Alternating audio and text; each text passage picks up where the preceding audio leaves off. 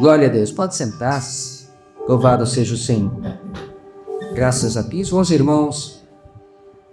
Queremos continuar nosso estudo, nossa leitura do livro de Atos. A leitura onde não apenas lemos, mas estudamos todo o livro de Atos.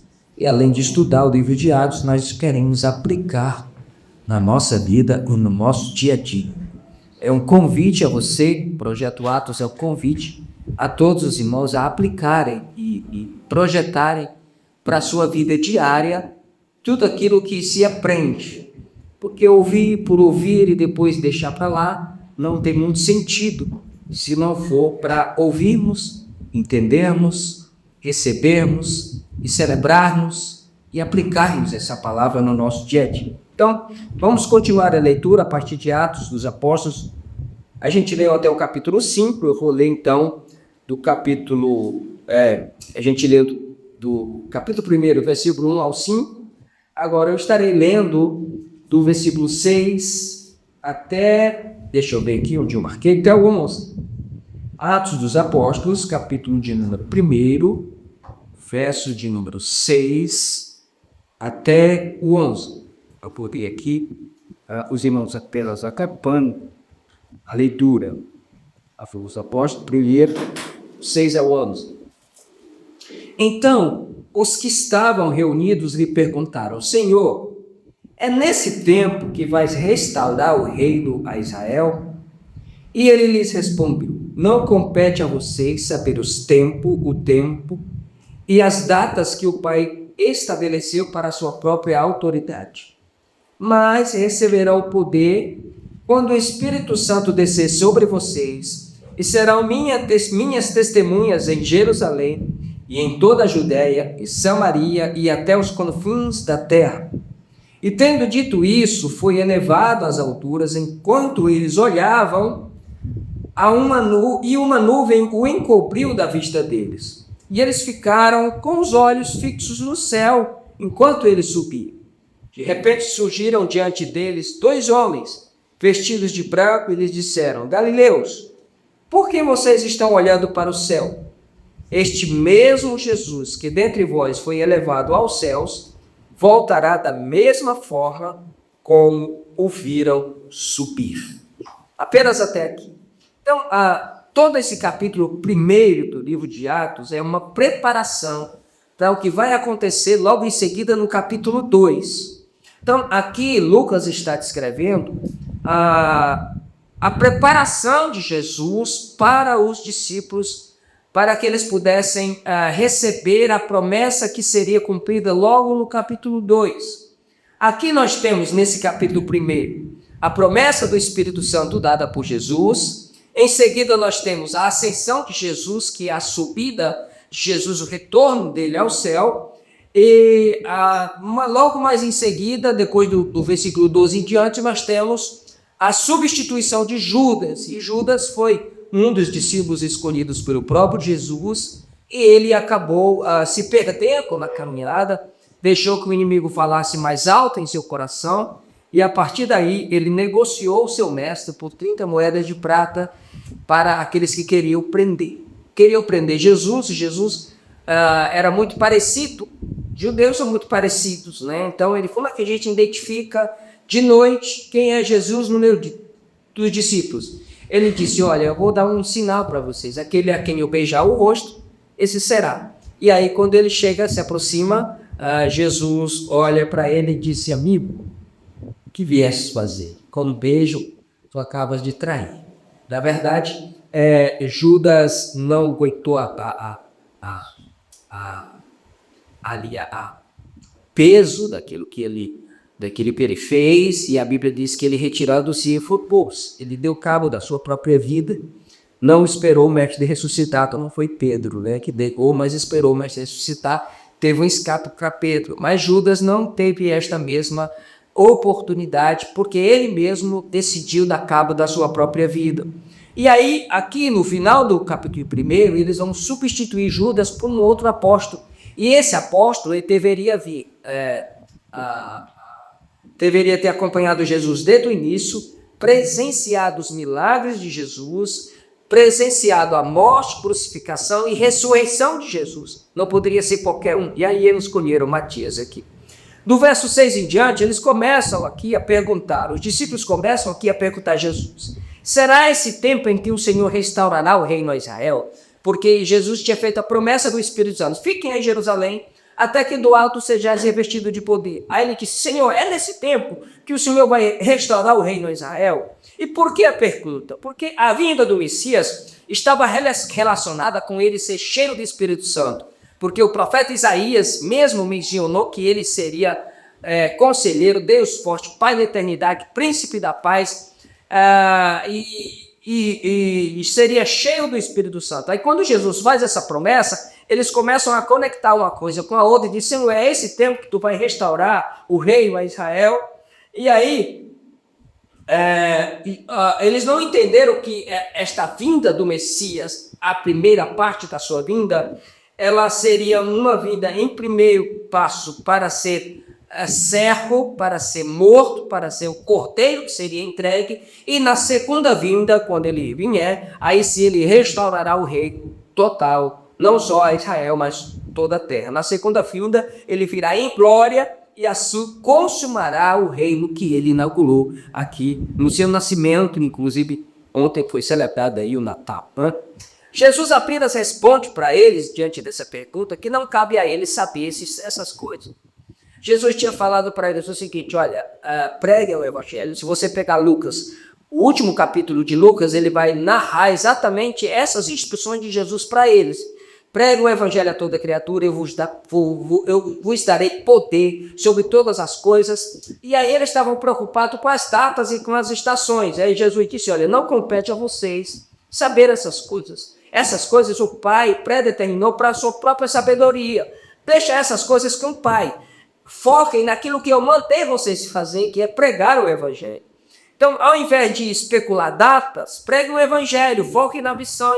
Vocês estão aqui para ser cheios do Espírito Santo e transmitir essa mensagem a toda criatura. E aí será derramado sobre cada um de vocês o Espírito Santo. E vocês receberão o poder não apenas para fazer milagres, mas para suportar aquilo que vocês vão enfrentar na frente. Poder para serem ousados, para enfrentar a morte, os desafios da missão, a enfrentar o sinédrio, enfrentar os religiosos, enfrentar as prisões e todas as coisas. Vocês vão receber esse poder. Então, depois disso, Jesus dá essas instruções, aí Jesus começa a subir ao céu.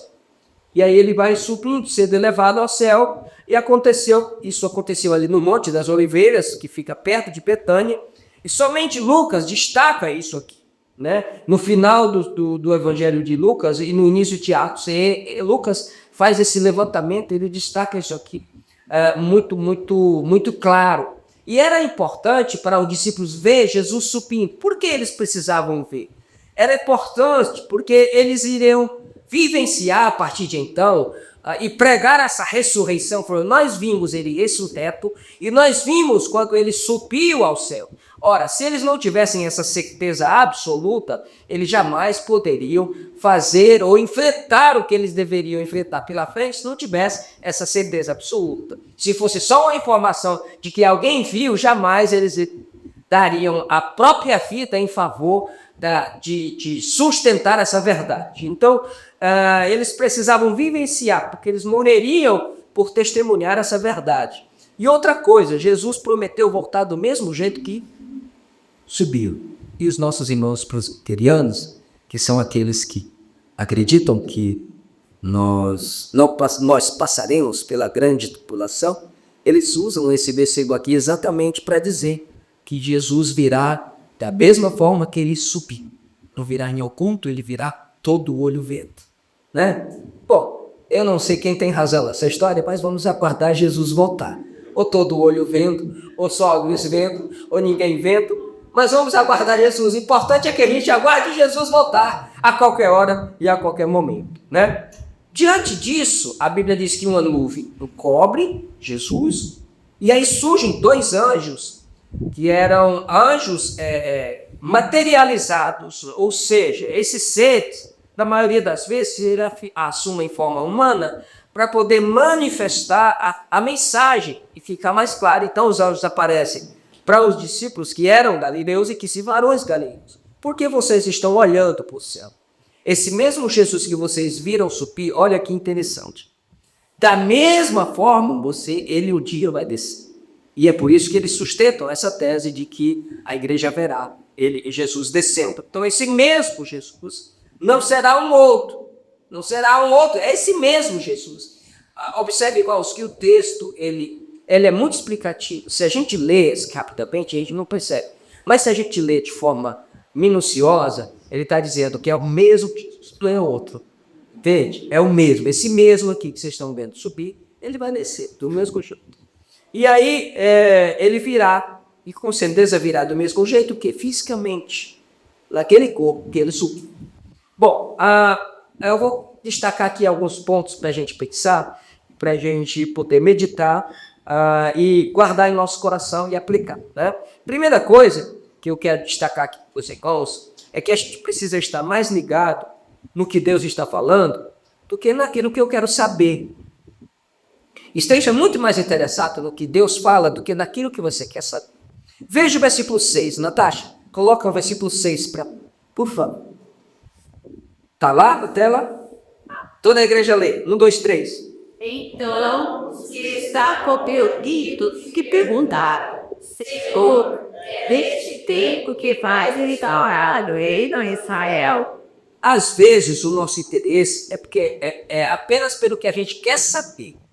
Jesus fala, Jesus dá orientação, dá a diretriz, mostra o caminho, mas eu estou preocupado muito mais com aquilo que eu quero saber do que com aquilo que Jesus já me disse. Isso é preocupante, né? Às vezes as pessoas procuram um lugar, procuram uma igreja, procuram alguma coisa, mas é porque elas têm uma carência tão grande ou necessidade, ou precisa saber de alguma coisa, e Jesus às vezes fala, orienta, dá a direção, mas ela está tão preocupada, ou ele está tão preocupado naquilo que ele quer saber, que ele não consegue ouvir aquilo que Jesus falou. Aqui era o problema dos discípulos, porque eles não estavam discernindo que Jesus ali estava presente, estava falando de coisas muito mais importantes da caminhada de fé deles, eles querendo saber o tempo da restauração do futuro. E Jesus disse: não, agora não é tempo disso, não é tempo nem de vocês perguntarem isso, foquem naquilo que eu já falei para vocês. E quantas vezes nós não entendemos a voz de Deus, porque estamos muito mais interessados nas especulações do que naquilo que ele já nos falou. São especulações que às vezes nem diz respeito a nós. Eu vejo tantas especulações que fazem, usando a própria Bíblia. Seria muito mais simples a gente pegar aquilo que Jesus já nos falou, já nos orientou e colocar em prática na nossa vida, do que a gente ficar especulando, brigando, levando gente para a rádio, fazendo debate. Vai ter isso, vai ser triste, vai ter tristeza. Não vai ter tristeza, vai ter alegria. Essas especulações não levam, só trazem mais confusão. Que a gente não foca naquilo que Deus nos chamou. Pregue um evangelho a toda criatura. Esse é o nosso chamado. Isso às vezes se dá por causa da dor da pessoa. Às vezes a dor impede que você ouça a voz de Deus. Porque quem está passando com a dor, principalmente a dor do luto agora, a mente fica voltada diretamente para aquilo. Às vezes uma porta que você quer que Deus abra. Às vezes é um momento de incerteza na vida, ou uma decisão que você precisa tomar. E aí, diante disso, os seus olhos ficam totalmente surdos para aquilo que Deus está falando e totalmente ligados só naquilo que você quer ouvir. E esse foi o problema dos discípulos. Então tenha cuidado com isso. Foque os seus ouvidos quando você estiver diante da exposição da palavra de Deus, daquilo que Deus está falando, e não naquilo que você realmente às vezes precisa ouvir. Outra coisa, geralmente é isso que pensamos quando recebemos uma promessa de Deus. Às vezes Deus diz: olha, te faz alguma promessa, às vezes como uma profecia, ou um profeta, ou alguém, a sua palavra. Você está na igreja e Deus te faz aquela promessa diretamente, aí você já sai logo dali achando que é a semana que vem. Não, vai ser logo, vai ser agora, vai ser... E às vezes não, é uma coisa que vai se estender ainda por muito tempo. Nós já queremos saber o desfecho final. Olha, se o Senhor respondesse todas as nossas orações, a linha dela seria só com relação ao futuro. As nossas orações, a maioria delas é sempre com relação ao futuro. aquilo que a gente quer, aquilo que a gente quer conquistar. A gente não foca naquilo que ele já nos deu, naquilo que nós temos, na oportunidade que nós temos, no presente que ele nos dá, que o presente já quis, é um presente que ele nos dá. Então, primeiro ponto, esteja mais ligado àquilo que Deus fala e que é aquilo que você quer saber. Segunda coisa, nós devemos focar mais na missão do que na escatologia. Isso é muito claro.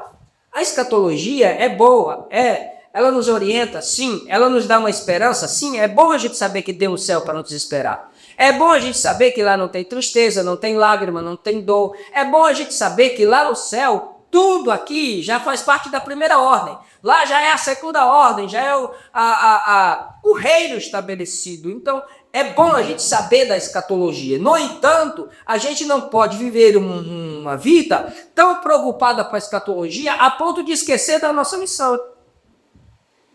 Entende? Olha que coisa. Naquela ocasião, versículo 7. Coloca aí o versículo 7.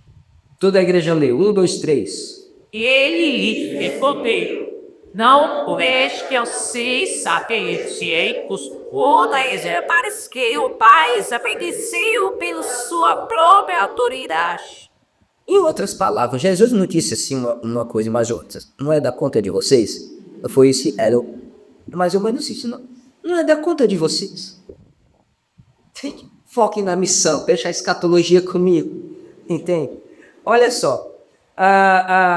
Quantas datas já marcaram para Jesus voltar? Quantos adventos já programaram sobre Jesus e nenhum deu certo? Já marcaram datas, disseram que do 2000 chegaria e não passaria. Porque do milênio ia destruir todos os computadores na virada de 99 para o 2000. E aí virou ponteiro, nada aconteceu. Já marcaram tanta coisa, irmãos, e quanta gente, quanta denominação hoje perdendo tempo, especulando sobre tempos futuros, se antes ou depois da tribulação, se é isso ou se é aquilo, e a gente esquece da missão que Deus nos chamou. A igreja hoje está esquecida da missão. Nós estamos esquecendo da nossa missão. A nossa missão é pregar o evangelho. Ora, se o Pai já predeterminou esses tempos, diz que não é da nossa conta, então vamos focar naquilo que Ele nos chamou. Foque mais na missão do que na escatologia. Quantas perguntas não já me vieram sobre besta, sinal da besta, chip da besta? Tudo que você faz hoje tem chip, no celular tem chip. Tudo que você faz hoje tem chip. Eu não acredito que a besta seja tão besta assim para botar chip nessas coisas, né? Não, eu acho que essa marca já eu não vou nem falar, porque pode ser que... Mas eu acho que é uma coisa muito mais simbólica do que literal, entende? Naquela época, irmãos, que João estava escrevendo isso, ele estava preso aonde? Na ilha de Patmos. Quem ia para lá? Os presos. Os presos eram marcados aonde? Na mão direita e na testa, pelos romanos. Eles tinham uma marca. Lembra dos judeus em Auschwitz, Holocausto, eles eram marcados. Entende? Então, para eles entenderem a quem pertencia, foi-lhe falado que tinha uma marca na mão direita, na testa. Eu creio que essa marca não é literal. Mas, vamos para frente. Enquanto marcaram altas datas e vieram, agora, a escatologia é importante sim, mas quantas teorias já não se levantaram e se desfizeram com o tempo. Saiba de uma coisa, o Apocalipse explica a história e a história explica o Apocalipse. Um anda sem o outro. A gente vai entender do Apocalipse à medida que a história vai se desenrolando. E a gente vai entender a história à medida que o Apocalipse vai se desenrolando. Um está conectado ao outro. E é importante isso. Essas especulações não levam a nada. Então, quantos pregadores, eu lembro de pregadores famosos que na década de 90 diziam: nós estamos na década do arrebatamento. Significaria que Jesus voltaria na década de 90. E aí, a partir dali, irmãos, foi uma febre esse negócio. E aí começou a surgir um monte de gente dizendo: não vou mais trabalhar, não vou mais casar, não vou mais procurar emprego, porque Jesus vai voltar na década, nós já estamos em 95, na década de 90, Jesus está voltando, eu não vou mais fazer. Isso surgiu um monte de preguiçoso aí sem poder trabalhar. Mas essas datas só confundem mais do que ajudam. Foquemos na missão, testemunhar e discipular. testemunhar, discipular, receber, celebrar e transmitir o amor de Deus. Esse é o slogan da nossa igreja.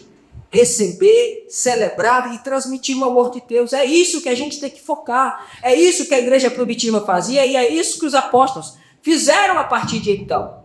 Receberam, celebravam e transmitiam o amor de Deus. Nem tudo Deus revela para nós. Comumente, às vezes, ele passa só uma página por dia. Não adianta fazer pirra de chuta. Revela. Não vai revelar. As datas e estações são deles.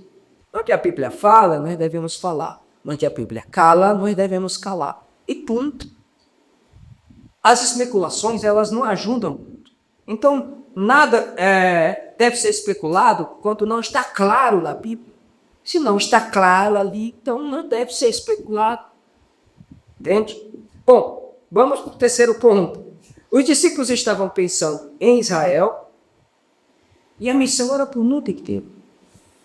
Isso aqui também é uma coisa que nos pega sempre no contrapé, né? Veja o versículo 8. A igreja lendo o versículo 8.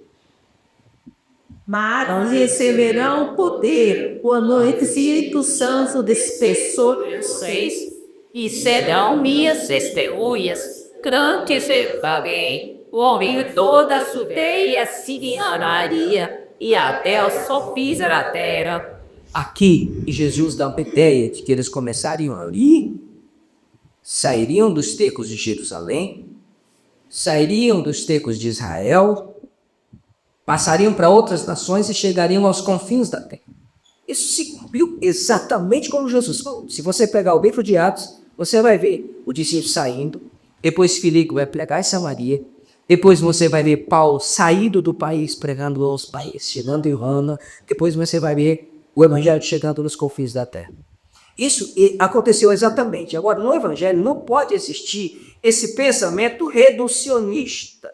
Sabe, uma doutrina reducionista de que é a minha igreja, é o meu gueto, é o meu lugar, é como se fosse o meu evangelho. Não existe isso. O evangelho é muito livre. A graça de Deus é livre para todo mundo, para toda criatura. Entende? Então, a religião é assim, as seitas são assim. O evangelho é justamente ao contrário. O evangelho não prende, ele solta. O evangelho não cicia, ele liberta. As seitas não, você tem que fazer exatamente como eles dizem, se trajar exatamente como eles querem, usar do mesmo jeito que...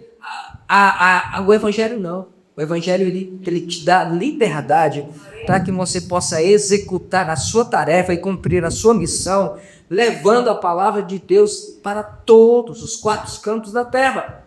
Os discípulos cumpriram isso começando em Jerusalém, vocês leram aí. Jerusalém, Samaria, que eram os mestiços, depois os confins da terra, que eram os gentios. Isso é tão maravilhoso que tem um Pentecoste em Samaria em Atos 8, tem um Pentecoste na casa de Cornélio em Atos 10, tem um Pentecoste em Éfeso com Paulo, em Atos capítulo 19, e isso para selar e demonstrar o alcance do evangelho a toda criatura e a vontade soberana de Deus de alcançar todas as pessoas. Isso é maravilhoso, porque se fosse por alguns, o evangelho não ia alcançar todos. Porque tem alguns que até determinam, né? Se for assim, na nossa igreja não serve. Se for assim, já diz até a nossa igreja, né? A igreja é de Jesus. Então, esse pensamento reducionista ou doutrina reducionista não cabe dentro do evangelho. O evangelho é livre, libertador e alcança em todo o coração e toda criatura. Glória a Deus. E aqui eles estavam pensando só em Jerusalém. É tanto que Jesus disse, olha, comece em Jerusalém, mas depois eu para Samaria. Samaria já era os mestiços, já era judeus misturados com outra gente. Aí eles já não se davam. Aí não queriam ir para lá. Não queriam. Aí Jesus vai e permite a perseguição. Aí perseguem ele, aí eles se espalham. E por onde eles passam, começam a pregar. Foi nessa que Filipe passou em Samaria, começou a fazer milagres, o Espírito através dele fazendo milagres extraordinários, e o Evangelho foi disseminado lá em Samaria também. Então, muitas vezes, Deus permite coisas estranhas aconteçam com a igreja, determinadas perseguições, determinados cerceamentos, que é para a gente se balançar e acordar e ver que o evangelho não está preso ali. A missão é para levar o evangelho, não é para deixar preso dentro daquelas 4 paredes. Né? Quarta coisa, isso aqui é para nós, tá? Porque, veja bem, eu queria que você desse o versículo 8 de novo. Lê o versículo 8 de novo. Antes, no poder, o Espírito Santo desceu sobre si, e serão minhas testemunhas tanto em Jerusalém, como em todas as ideias, Samaria, que é talvez confia da terra. Aqui, irmãos, os discípulos não só pregavam o evangelho, mas o Senhor confirmava com sinais.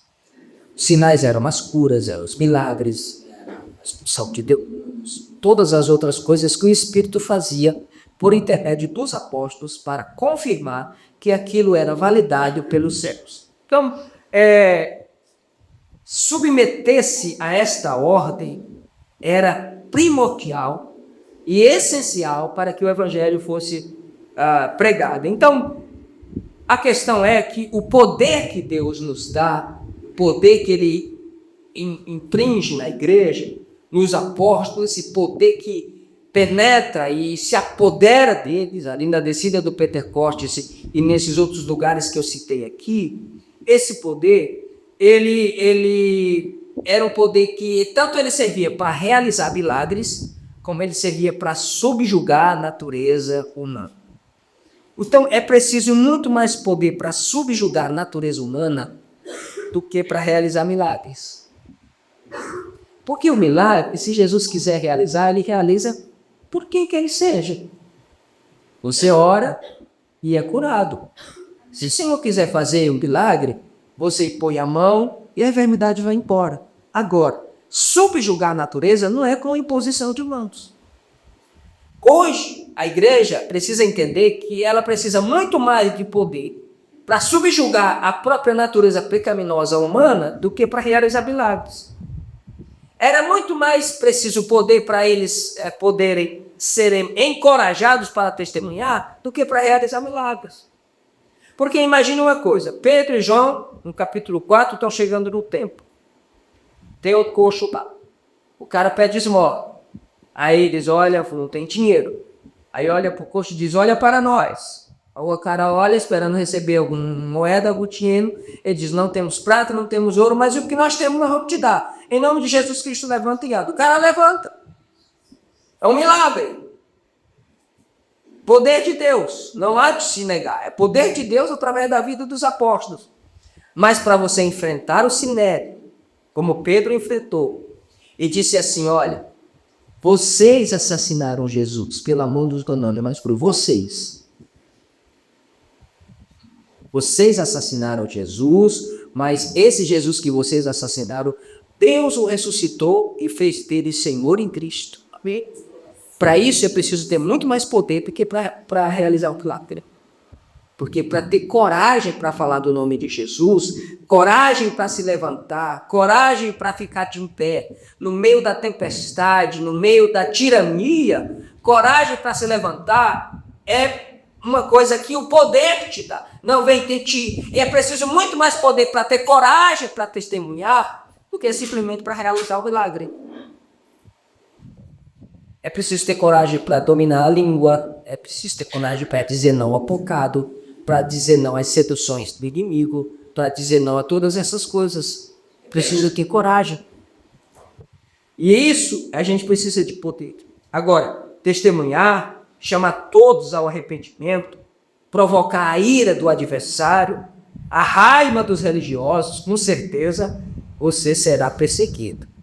E para isso você precisa de poder, para ter coragem para enfrentar essas coisas. Poder para o artigo. Essa é a questão. Os irmãos estão entendendo, amém? Então é preciso poder para subjugar a nossa natureza, que muitas vezes a gente quer dar uma de Jonas. Ele disse assim, Jonas, vai lá, Nínive, prega para a cidade. Um pouco. E aquele pouco não merece. Todos os seres humanos da terra merecem, para aqueles não. Então eu não vou. Essa foi a ideia de Jonas. Por isso que ele pegou um navio e foi lá para o outro lado do mundo. Entende? E aí depois que Deus prepara um peixe, leva ele para pregar, ele prega com uma raiva danada, sobe lá para cima do monte e diz: eu só quero ver o estrondo, eu quero ver se acabar tudo. E a mensagem dele é assim: vocês se arrependam, porque dentro de 40 dias Deus vai destruir essa cidade. E o povo se arrependeu. E Deus não quis mais destruir a cidade. E aí Jonas, quando ficou vendo aquele negócio que Deus não ia mais destruir a cidade, ele falou: eu sabia que tu era misericordioso, eu sabia que o Senhor não ia fazer isso, por isso que eu não queria vir. Entende, irmãos? Às vezes a gente precisa de muito mais poder para subjugar a nossa natureza, de às vezes fazer escolhas, de querer ter próximo só aqueles que são realmente próximos, da gente ignorar o outro. Para isso a gente precisa de poder. Amém? Para subjugar essa nossa natureza. Essa natureza não é fácil, nem a minha também. Certo? Quinta e última coisa. O revestimento de poder. Revestimento de poder. A igreja, ela sempre deve estar cheia. E se engana muito que acha que cheio é aquilo que a gente vê nos nossos dias hoje. Se pula para lá, se pula para cá. Irmãos, eu quero dizer uma coisa: não se escandalizem. Você que está gravando aqui, isso aqui vai tudo para o YouTube. Mas olha só, ao longo desse tempo que eu estou dirigindo a igreja, quem mais dá trabalho na igreja são os que mais pulam. Os que mais pulam, mais dão trabalho, gente. Quanto mais pulam, mais trabalho dá. Então imagine uma coisa. Às vezes as pessoas confundem, então, essa questão de ser cheio do Espírito Santo com pula, com isso, com aquilo, com a língua estranha, com aquilo outro. Irmãos, a língua estranha está tão banalizada, as pessoas nem acreditam que aquilo é uma língua estranha. Porque é tão aprendida, é tão falada, é tão banalizada, que quando tem alguém falando ali, você não sabe. Às vezes o cara está aqui, banaliza tanto a língua estranha, que ele fala uma coisa e fala uma língua estranha de lado, e você percebe que o cara não sente nada daquilo que ele está falando. O espírito dele está orando com o Espírito Santo, mas ele não está sentindo nada daquilo. É uma coisa banalizada. Se aprende hoje, se tem gravações ensinando como é que você fala a língua estranha. Então banalizaram isso. Ser cheio do Espírito Santo é ser conduzido pelo Espírito Santo, é ser habitado pelo Espírito Santo, é ter a vida tomada pelo Espírito Santo, é ter os passos guiados pelo Espírito Santo, é estar consciente da sua missão, é ter o seu chamado na sua frente, acima de qualquer outra coisa. Ser cheio do Espírito Santo é ter domínio próprio, é ser cheio de compaixão, é ser cheio de bondade, é ser longânimo, é ser benigno. Ser cheio do Espírito Santo é ter o fruto do Espírito em você, encarnado em você, é ter alegria, gozo, paz, benignidade, bondade, fé, mansidão, temperança. Isso é ser cheio do Espírito Santo. Aleluia! Ser cheio do Espírito Santo não é simplesmente falar uma língua estranha ou dar os pulos para cá, outros para lá. O mundo está cada vez mais hostil e a gente precisa estar cheio do Espírito Santo. Cheio. E está cada vez mais difícil afirmar a nossa fé. Na faculdade, trabalho. Ultimamente eu tenho estudado bastante sobre essas questões. E como tem gente hoje refutando a Bíblia na internet. Eles pegam um texto e fazem toda aquela manobra para desqualificar aquele texto, desacreditar a Bíblia. Está cada vez mais difícil reafirmar ou afirmar ou sustentar a nossa fé, testemunhar a nossa fé. Está cada vez mais difícil. Para isso a gente precisa estar cheio, porque não é a nossa capacidade, não é a retórica do pregador, não é a eloquência do pregador. Não é, porque os discípulos não eram eloquentes. Eles eram pescadores, gente. Boa parte deles não sabiam nem tanto ler, nem se referir, não. Eram gente simples como nós. Não tinha tanta cultura. Eram pescadores, eram gente simples, da roça. Entende? Mas eram cheios do Espírito Santo, porque quando eles iam em nome de Jesus, o Espírito fazia a obra. Hoje as pessoas vão em nome delas mesmas, o Espírito fica de lado, por isso que a obra não acontece. Não dá para fazer assim. E é preciso a gente entender que para isso é preciso estar revestido de poder. Esse revestimento, nós precisamos ter esse revestimento, cheios do Espírito Santo para testemunhar na nossa fé. Coisa mais bonita que tem um homem cheio do Espírito Santo. É uma mulher cheia do Espírito Santo. É uma jovem cheia do Espírito Santo. Porque de seus lábios saem palavras firmes. Do seu olhar sai confirmação daquilo que ela vive. Daquilo que ele vive. Entende? Do seu caminhar, da sua conduta. Está tudo condizendo com as Escrituras. Isso é ser cheio do Espírito Santo. Ser conduzido por Ele, ser levado por Ele, ser acalentado por Ele, consolado por Ele, orientado por Ele. Tudo através dele. Então, esse poder não é para a gente pular, entortar a cabeça, rodopiar. Não. Essa coisa estranha, às vezes, é tão infrutífera. Quanta coisa infrutífera a gente não aprendeu, que não frutifica nada, não traz resultado de nada, mas está lá, todo mundo engole como se aquilo fosse uma coisa do Espírito Santo. Esse poder é para testemunhar. Para testemunhar. A gente precisa ter poder. Poder para testemunhar, não só com palavras. Ora, você pode ser um bancário, está lá trabalhando no banco. E todas as pessoas ali têm a sua forma, a sua conduta, mas você tem a sua postura. E se você tem o Espírito Santo na sua vida, aquilo não, eles vão perceber a sua conduta, a forma que você trata as pessoas, a forma que você trabalha, aonde você trabalha, se é no escritório, se é varrendo a rua, se é dentro de uma padaria, se é dentro de um estabelecimento, qualquer que seja comercial, se é numa indústria, se é numa empresa, ali você é testemunha de Jesus. Cheio do Espírito Santo para testemunhar para quem está à tua volta e para quem quiser saber a teu respeito, ou a respeito de Jesus, que você é uma pessoa digna, correta, que anda com Jesus e é que anda pelo Espírito Santo. Às vezes você não precisa nem abrir a boca. Você está testemunhando com a tua vida, com a tua conduta, com o Espírito Santo, testemunhando através da tua vida. Então, esse poder para testemunhar, a gente encontra muito aqui, no livro de Atos dos Apóstolos. O Espírito está presente. Ele desceu e não voltou. Ele desceu e ficou para a igreja. Ele desceu e permaneceu na igreja. A igreja ainda está aqui. A igreja ainda está na sua missão na terra. Por isso é preciso que a gente entenda que esse Espírito presente, ele desceu e ficou. Não é preciso tanto sacrifício, porque se você se interessa por ele ou quer buscá-lo, muito mais ele está mais interessado que você o busque do que você imagina. Então não é para a gente ficar, as pessoas acham que buscar o Espírito Santo é garimpar o Espírito Santo, como se fosse uma coisa muito difícil, você ficar ali. O cara quando vai no garimpo, ele para pegar uma pepita de ouro ali, ele garimpa 1 ano, 2 até achar. O Espírito Santo não é assim. Ele está perto, ele está presente. Você pode buscar e ele vai dizer, eis-me aqui, eu estou aqui. Então, uma coisa é ter o Espírito Santo. Outra coisa é estar cheio. Porque o Espírito está derramado em toda a terra.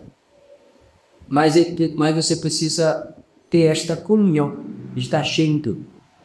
Aqui eu quero já encerrar e dizer o seguinte, que esses versículos que eu li aqui, que são 6 versículos, do 6 até o 11, a gente precisa entender sobre esta chamada de Deus para nós, que a nossa missão não é escatológica, a nossa missão é agora, é pregar o Evangelho, e que a gente precisa desse poder. E hoje em dia, muito mais para subjugar nossa natureza do que para operar milagres. Porque um milagre operado, o que é mais importante? É o milagre que Jesus operou ou a natureza de um homem e de uma mulher mudada pelo Espírito Santo? O que é mais poderoso? Entende? Porque muitas vezes a pessoa recebe o milagre, mas nem Jesus ele quer. Às vezes nem vê. E quantas nós já oramos e Jesus cura, depois a pessoa se afasta da igreja.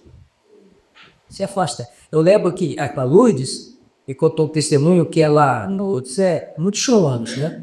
Você conhece a irmã Lourdes. E ela disse o seguinte, pastor, eu perguntava para Jesus, meu pai, que ela sempre fala, paizinho, não é assim que ela fala? Paizinho, por que o senhor não ajuda esses mendigos na rua, pai? São teus filhos também. São teus também. Ajuda. Por que o senhor não salva eles também? Por que eles estão jogando? Sabe, os meninos que conversam já só, que estão falando coisas. E ela disse que teve a oportunidade de cuidar de. E ela levou ele para dentro de casa. Primeiro, deu banho, contou o cabelo, colocou roupa nova. Aí botou um quartinho embaixo da casa dela, colocou ele lá, colocou fogão, colocou a mesa, colocou cama dele e aí alimentou, aí começou a levar para a igreja, aí ele foi para a igreja, começou a caminhar, começou a trabalhar, mudou totalmente aquele homem que parecia um bicho com cabelo, tô luz aqui. Um cabelo parecia um bicho na rua, ficou firme, um homem de terno e gravata, para a igreja. Até o dia que ele chegou para ela e disse: eu não quero mais ir para a igreja. Eu não quero mais saber desse Deus de vocês. Eu quero seguir a minha vida. Eu quero até isso muito pelo que a senhora fez, mas eu não quero andar com vocês, com esse Deus de vocês. Eu quero seguir a minha vida. E aí foi quando ela disse que Deus falou para ela: não é eu que não quero. É ele que não quer. Entende? Muitas vezes não é Deus. Nunca é Deus que não quer. É a pessoa que não quer. E Deus respeita-os. Não é que o Espírito não quer encher você. É que você não busca. Ele respeita isso.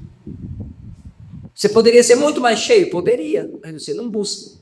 Você divide o seu tempo por tantas outras coisas. E muitas coisas tomam prioridade na tua vida que o Espírito poderia tomar.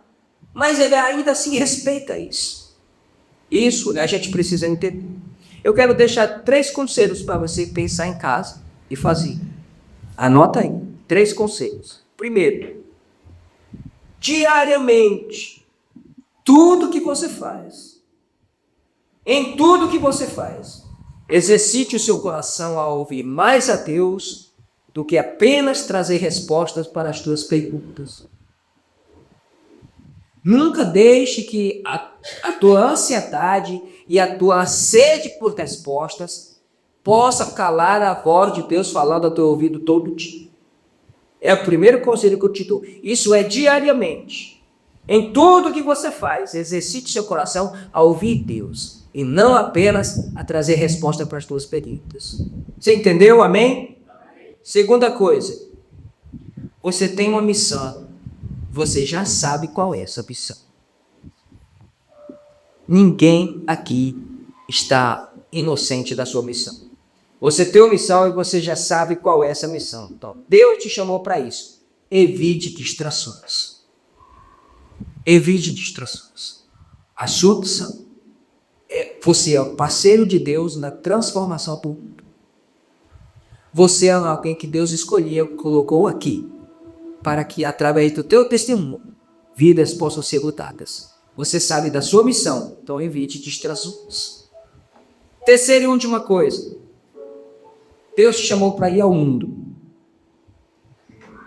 Comece por perto, tá bom? Não é porque te chamou para ir ao mundo, que o evangelho chega em todos os lugares, você tem que ir primeiro para lá. Comece por perto. Comece pela pessoa que senta do seu lado. Comece pela pessoa que trabalha com você. Comece pela pessoa que mora com você. Comece pela pessoa que é vizinho do lado. Comece por lá. Para isso, eu quero te dar uma tarefa essa semana. Primeiro, você vai orar por uma pessoa. Amém? Você vai orar por uma pessoa. E essa semana, você vai até essa pessoa e vai fazer um convite para ela estar aqui com você no domingo. Essa é a sua missão essa semana. Antes de convidar, você deve orar por ela. Antes de falar de Jesus para essa pessoa, fale dessa pessoa para Jesus. Antes de você chegar lá, debulhando no ouvido dele, olha, Jesus é o Salvador, eu quero te convidar. Não. Primeiro, diga, Jesus, eu gosto tanto do amigo tal, gosto tanto da pessoa tal, eu gostaria tanto que o Senhor se revelasse a ela, como o Senhor se revelou a mim. Eu quero ir convidá-lo, eu quero falar do teu amor para ela. Mas eu quero que o teu Espírito trabalhe no coração, porque eu não consigo, as minhas forças são poucas. Então ore por essa pessoa e convide-a para estar com você no próximo culto. Aí você diz, pastor, mas o próximo domingo, talvez não venha ninguém, talvez as pessoas viajaram, pois é. Mas você pode usar tantos argumentos, você pode dizer para ela, viu? Você gostaria de... Imagine você chegando para uma pessoa e dizendo assim, eu estava orando por o senhor hoje à noite. Imagina, eu vou falando para o pastor João, eu estava orando por o senhor hoje. E eu gostaria de te convidar para o senhor assistir o último culto do ano comigo, lá na minha igreja. O senhor se sentiria honrado com esse convite? Com certeza você sentiria. É diferente, não é? Vou chegar para você, esqueci o seu nome. Davi. Davi, eu lembrei de você essa semana. Estava orando a Deus por sua vida. Você gostaria de participar do último culto comigo lá na igreja? Eu passo na sua casa para a gente ir juntos. Mesmo que ela não tenha, ou que ela já tenha um outro compromisso, mas ela vai marcar um outro culto para mim contigo. Porque antes de você falar de Jesus, você orou por ela. Ela vai se sentir honrada por isso. Essa é a sua tarefa. Você vai orar por ela aqui. E você vai convidar ela para vir aqui. Amém? E que isso não fique só nesse culto. Essa é só a primeira tarefa. Nós temos muitas outras, porque nós vamos ler o livro de Atos, vamos aplicar esse livro de Atos. Aleluia. No nosso coração, no nosso dia a dia. Amém? Tem uma canção aí? Sou